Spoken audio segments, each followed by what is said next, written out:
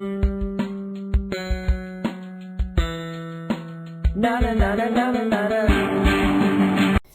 guys, welcome to Life with Juan. It's me, Juan, and today we're playing a game called Prognosis. It's by Medical Joyworks. That's a really cool company. They make medical simulation games like Prognosis and others like Clinical Sense. So let's play a surgical case. Oh, I enjoy Prognosis a lot. Oh, I'm offline. I will rate it later. But let's play a surgical case since I'm in my surgical rotation and maybe it's appropriate to sharpen my knowledge of surgery. Pun intended. Okay, so let's do this one. Red. Where? No, I already did this one. Reddened. There we go. I haven't played this one yet. Let's start. A 57-year-old man, passage of dark red urine. So it's a urological case. He had a similar episode 2 months ago. Medical attention was not sought. So poor health-seeking behavior. He denies suprapubic pain, urinary urgency, frequency, or dysuria. So no other urinary symptoms.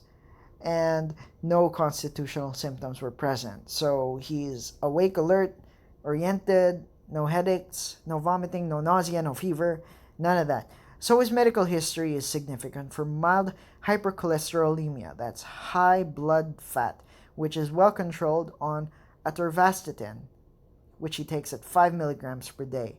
He does not take any antiplatelets, any anticoagulants. Oh my gosh, he's a heavy smoker with a 30-pack year history. That's a lot of cigarettes. For reference, it means he's been smoking at least 1 pack for the past 30 years. 1 pack per day for the past 30 years. Or 2 packs per day for the past 15 years. Or 3 packs per day for the past 10 years.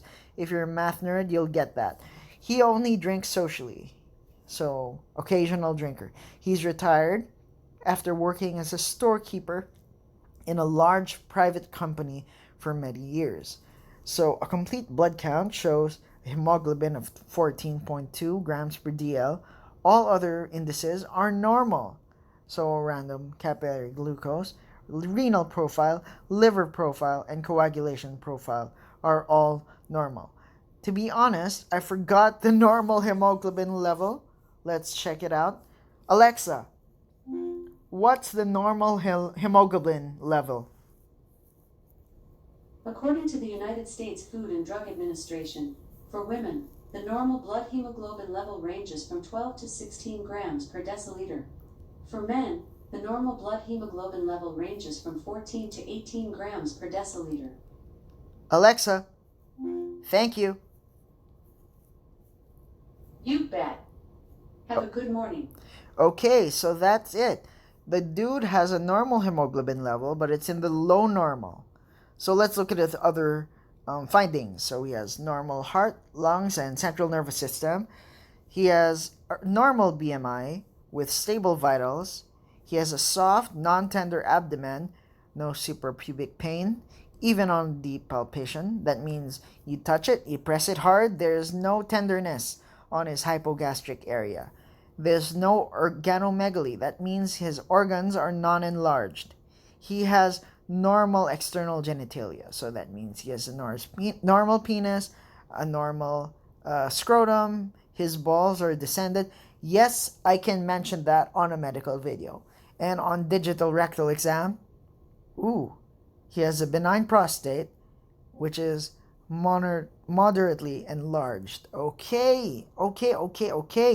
So I think this dude has benign prostatic hypertrophy. Let's see. So what other tests can we do? I think a urinalysis is merited to rule out any renal function problems. Okay, there are no cell casts. Oh my gosh. He has 100 red blood cells per high-powered field. And he has a negative dipstick for nitrites and leukocyte esterase. So there's no white blood cells, but we have high RBCs. Urine cytology is negative for cancer cells. Okay. CT urography. or flexible cystoscopy? I'd be more comfortable doing the urography, although that can cause radiation exposure. MRI of the brain. I don't think I want to do an MRI of the brain. He doesn't seem to have any constitutional symptoms. Cystoscopy. Cystoscopy or urography? Why don't you pause this video right now and write in the comments what you think I should do. Should I do a cystoscopy or a urography? But make sure that you haven't played this game yet, because that would be cheating. Okay, so if you haven't played this game yet, tell me if you think he needs urography or cystoscopy. I think I'll go with cystoscopy. Okay, there's a polyploid lesion on the right lateral bladder wall. Both orifices are visible. Okay, because we can see the structural problem, I don't think, therefore, we have to do a urography. Therefore, let's refer this patient to oncology. There seems to be a mass. Do we want to resect the bladder tumor? Yes. Cystectomy? I don't think so. That would affect his continence in the long term. That means he'd had difficulty holding back his pee. So I don't want that to happen. Then immune checkpoint inhibitor in therapy? Maybe. We want to stop any TSGs from going haywire. So yes. Do I finish? Yes, I shall finish. Oh, good Lord, I only got 1 out of 3 stars. Let's see what I did wrong. Okay, I should have performed the urography. And okay, I shouldn't have referred the patient to oncology, and I shouldn't have done the checkpoint inhibitor therapy. As you might have guessed, I was not prepared for this case. Okay, let's read the explanation. So this man has presented with gross hematuria. That's blood in the urine. That is an ominous finding that should always be assumed to be due to malignancy until proven otherwise. Okay, he has a history of heavy smoking and advanced age, which confers an increased risk for uromalignancies. Okay, hematuria seems to have subsided. Urinalysis and cytology are good first steps. So the former confers hematuria while excluding UTI. Cytology is negative for malignant cells. Okay. The sensitivity of this test is low. Okay, so even if it's negative for malignant cells, it doesn't rule out cancer. So flexible cystoscopy is an essential next step to evaluate the lower urinary tract. So it confirmed the presence of a bladder tumor. CT shows no evidence of upper UTI pathology. Okay, so I was right in not doing a CT.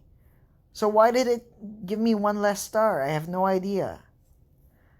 Transurethral resection of a bladder tumor is essential, both as a therapeutic measure and for purposes of staging and grading. Until pathology is available. Okay, so cystectomy need cannot be determined. So why was I given... Okay, never mind. I gotta check for not performing it. Okay, immune checkpoint inhibitor therapy is only approved for metastatic disease. It's also being trialed in patients having relapse after initial BCG therapy. So bladder cancer is the most common malignancy of the urinary tract, with an annual incidence of 20.4 per 100,000 people. It is 4 times more common in men, with most patients, like ours, being 65 years old or above. Transitional cell carcinoma accounts for 95% of all cases. So that means there's visible transition from squamous to columnar cell. Okay, so regarding the pathophysiology, concentration of inhaled, ingested, or absorbed carcinogens in the urine appears to play a major role. Recurrent exposure to these agents transforms the bladder epithelium, causing dysplasia or frank invasive cancer. So this dude is a smoker. That means he has been consistently exposed to carcinogens in his breathing. Smoking is the most important risk factor in this patient, being found in nearly half of cases. Occupational exposure to chemical dye, rubber, textile industries are the next most important factor. Other factors include bladder irradiation and schistosomiasis in developing countries like in the Philippines. Painless gross hematuria is the most common symptom, occurring in over 80% of patients. Dysuria, frequency, urgency, suprapubic pain, and bony pain can also recur. Although this dude hasn't had metastasis, so that's why we didn't have any of those symptoms. Digital rectal examination and bimanual palpation may reveal a pelvic mass in local advanced disease. So urinalysis and urine cytology are often the first investigations performed and may reveal hematuria and malignant cells. Note that cytology is poorly sensitive for low-grade tumors, but has a high positive predictive value for high-grade and muscle-invasive tumors. Ultrasonography may reveal bladder lesions in the form of intraluminal filling defects. Cystoscopy is the diagnostic gold standard, which we did, with a 98% sensitivity for bladder tumors.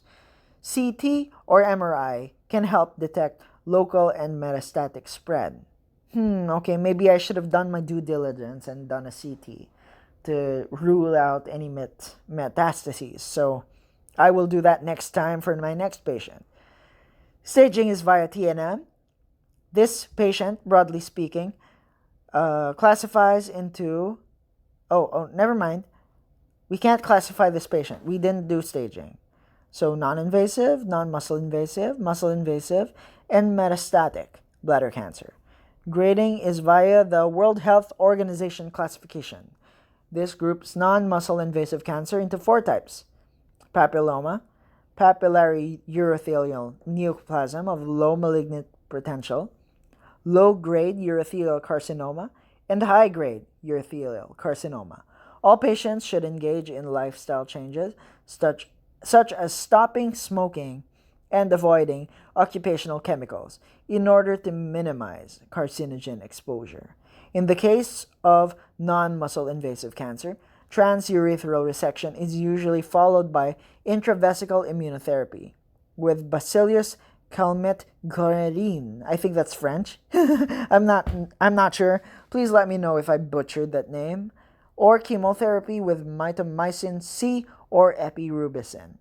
Persistence of high-grade non-muscle invasive cancer after therapy or progression to muscle-invasive cancer mandates radical cystectomy.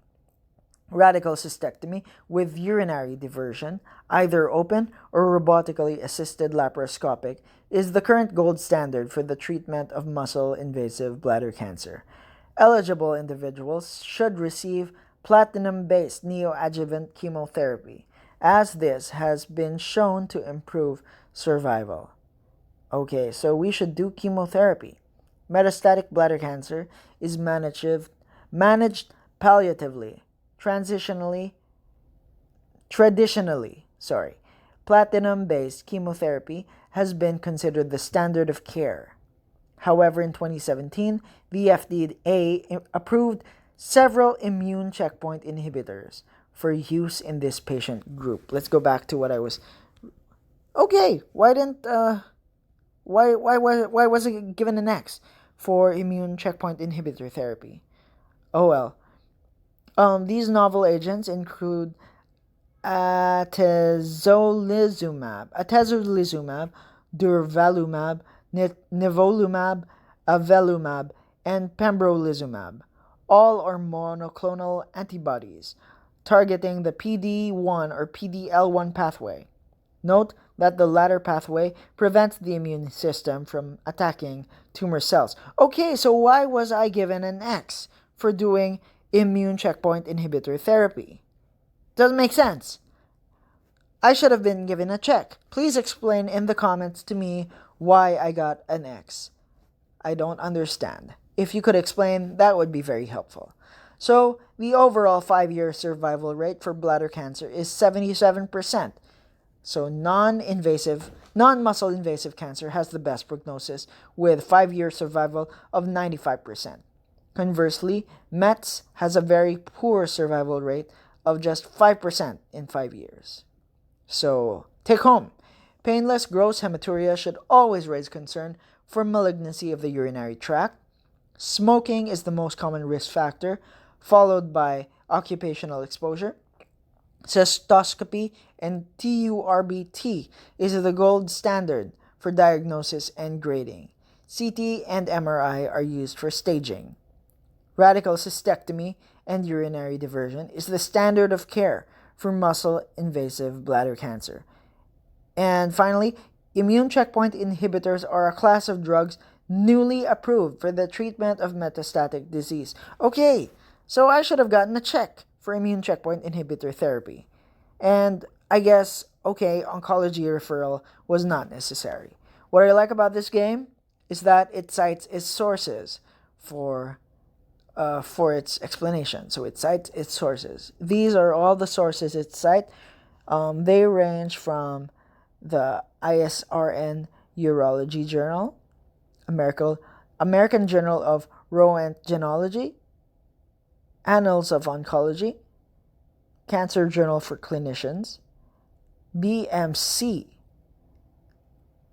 American Journal, yes. Okay, Environ Health Perspect, International Journal of Clinical Oncology, European Urology, and Annals of Oncology. Okay, so that was the game. That was Reddened. The level name was Reddened, and I did a pretty good job. I should be getting 2 stars on this because I got immune checkpoint inhibitor therapy, and they gave me a wrong grade for it. But what do you guys think? Ooh, this game gives comments. Right, awesome. You should download this game. This game is an interesting learning experience. And, okay, that was Life with Juan for today. Please let me know what you thought of this episode. Like the video if you liked the video. Please comment below if you have any comments on my gameplay, my thought process. And subscribe to the channel and hit the bell so that you can be updated about future videos. Again, this has been Life with Juan. And just remember to always live life to the fullest because you only have one life to live.